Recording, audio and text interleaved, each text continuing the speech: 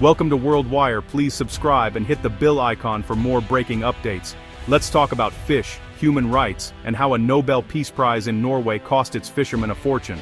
This is a story where global ideals collide with economic realities, and where a single decision in Oslo would ripple across continents, affecting livelihoods and international relations in ways no one could have predicted.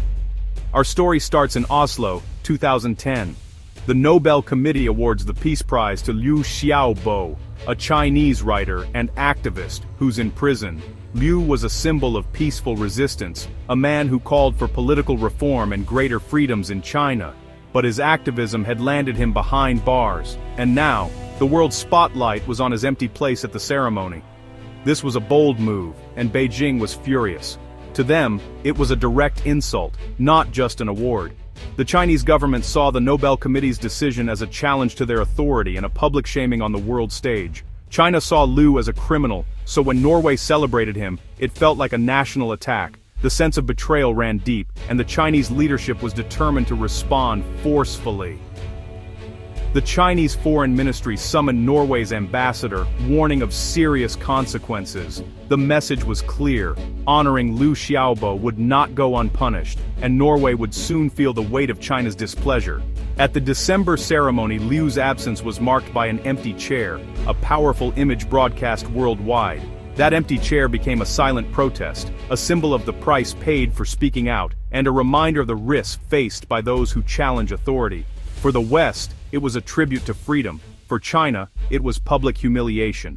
The world's media split into two camps, one celebrating courage, the other condemning interference.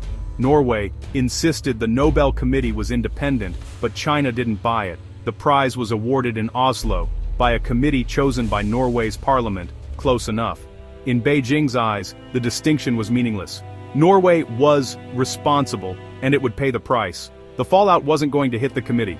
It was about to hit Norway's most profitable export, salmon. Norwegian salmon, prized in China's booming markets, suddenly faced an invisible wall. Shipments were delayed, inspections became endless, and contracts evaporated overnight. The stage was set for a diplomatic standoff, Norway's ideals versus China's power. Behind closed doors, diplomats scrambled to contain the damage, but the message from Beijing was unmistakable: cross us, and you'll pay. The world watched as a symbolic gesture turned into a real-world economic battle. News outlets everywhere debated the cost of standing up for human rights when the world's second-largest economy is on the other side.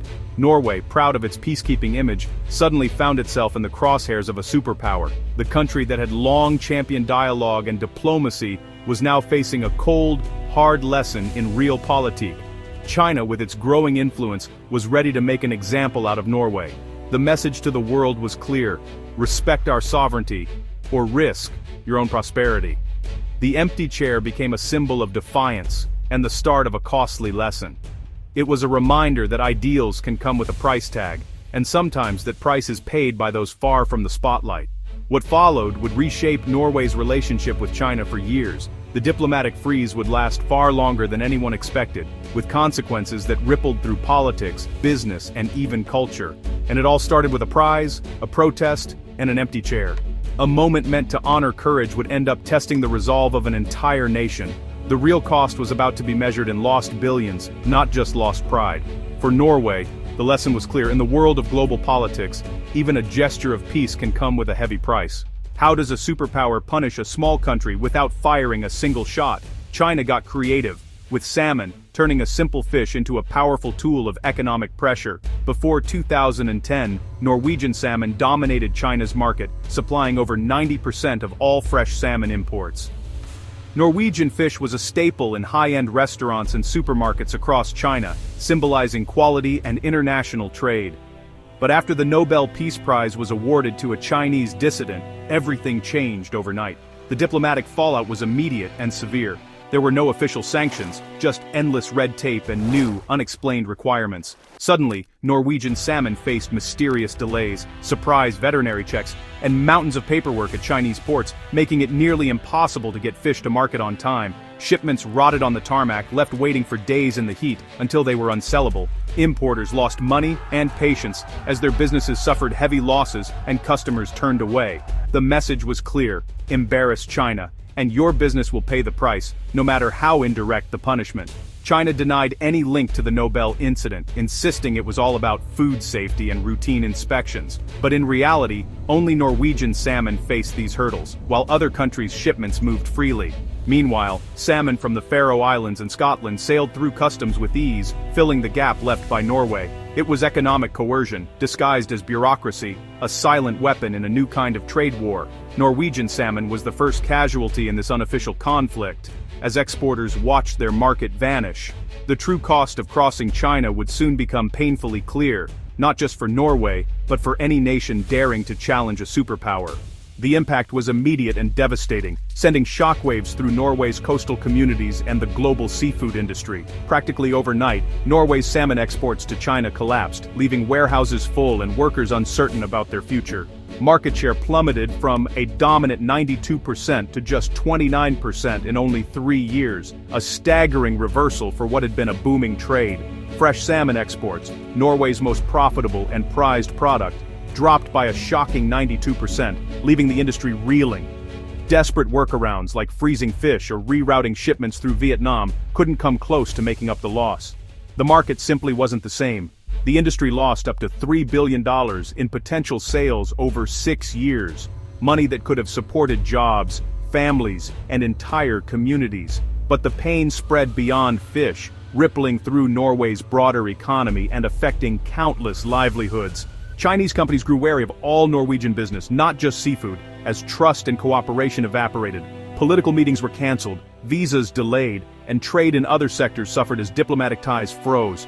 Total losses for Norwegian exports to China reached as high as $5.5 billion, a staggering blow to a small nation's economy.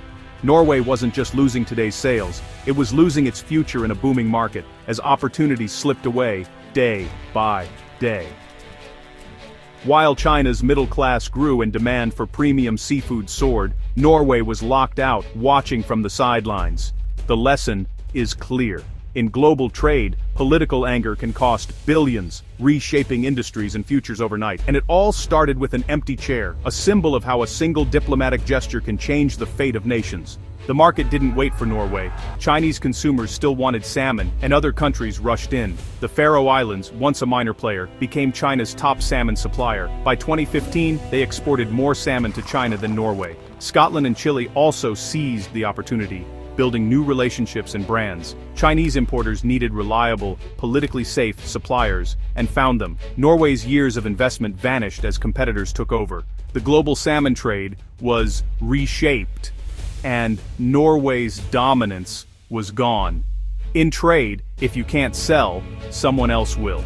With exports tanking, Norway faced a tough choice: stand by its principles or repair relations with China. For 6 years, diplomacy froze. No high-level meetings, no progress. Norway quietly toned down criticism of China's human rights record. In 2014, when the Dalai Lama visited, no officials met him, a clear olive branch to Beijing. Critics called it selling out, supporters called it necessary. Norway had to show it wouldn't embarrass China again. The path to reconciliation was paved with silence, not apologies. The cost: a compromise between ideals and economic survival. In December 2016, the freeze ended. Norway and China announced normalized relations. Norwegian leaders rushed to China, eager to restart business. Salmon exports resumed, and a new trade agreement was signed. But the market had changed. Chile, the Faroe Islands, and Scotland were now entrenched. Norwegian salmon was just another option, not the default. The first mover advantage was gone for good. Norway never regained its old dominance.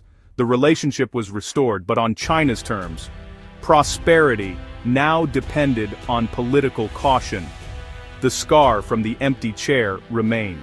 What's the lesson from Norway's salmon saga? In China, business and politics are inseparable. Economic leverage is a powerful tool. Non-tariff barriers, like paperwork and inspections, can devastate industries without formal sanctions. Over-reliance on one market is risky. Competitors are always ready to step in.